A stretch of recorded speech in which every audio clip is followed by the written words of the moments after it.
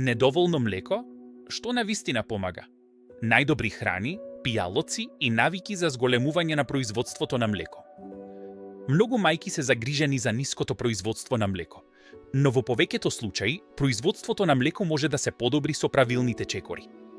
Најважното правило е: повеќе доење, повеќе производство на млеко. Прво, како да знаете дали млекото на вистина е ниско? Вашето бебе добива доволно млеко ако бебето има 6 влажни пелени ден, редовна столица, особено во првите недели, добар зголемување на тежината, бебето спие мирно по доењето. Плачењето само по себе не значи секогаш ниско млеко. Што временски го зголемува производството на мајчино млеко? 1. Дојте почесто. Хранете на секои 2 ропјанге 3 часа, нудете ги 2 гради при секое доење. Ноќното доење е многу важно. Хормонот пролактин е повисок. 2. Исправно закачување. Лошо закачување, бебето не може да извади добро млеко, помалку производство. 3. Извлекување по доењето. И 1-0 минути по доењето помагаат да се стимулира производството. 4. Контакт кожа на кожа.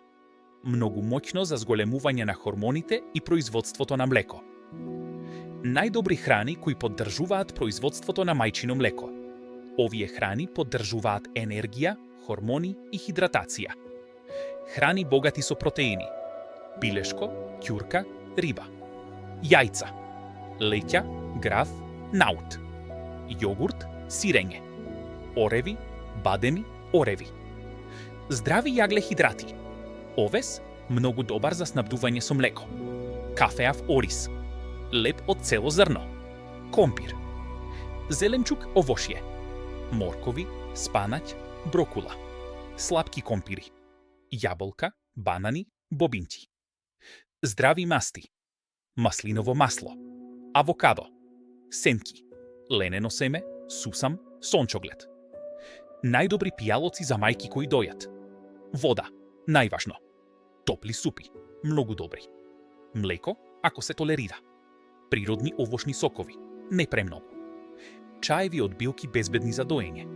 Чај од семе од фенугрик, ако се толерира. Чај од копар. Чај од анасон. Пијте кога сте жедни, но стремете се кон 2 до 3 литри дневно. Храни и природни производи кои можат да помогнат во снабдувањето со млеко. Традиционални галактогогови. Овес, фенугрик, хилбе, копар, сусам, тахини, квасец за пиво, бадеми и ореви, урми, црно семе, нигела сатива во мали количини, колачиња за доење, овес, ореви. Тие помагаат на некои мајки, но главниот клуч е често храњење. Храна и пијалаци што треба да се избегнуваат. Може да ја намалат количината на млеко или да му наштетат на бебето. Алкохол, пушење, никотин, премногу кафе, макс 1 до 2 шоли ден, енергетски пијалаци, силни диети за губење на тежина, дехидрација, не пиење доволно вода. Некои мајки забележуваат намалување на количината со чај од нане, големи количини, чај од жалфија, може да ја намали количината на млеко. Најчести причини за опаѓање на количината на млеко. Ретко хранење. Давање премногу формула. Бебето сосе помалку. Стрес и исцрпеност. Лош сон. Лошо прифаќање. Дехидрација. Мајчина анемија или проблеми со тироидната жлезда. Завршни совети од Бармет. Ако чувствувате дека немате доволно млеко, хранете почесто. Подобрете го прифаќањето. Кожа на кожа секој ден. Пијте доволно вода. Јадете избалансирана храна.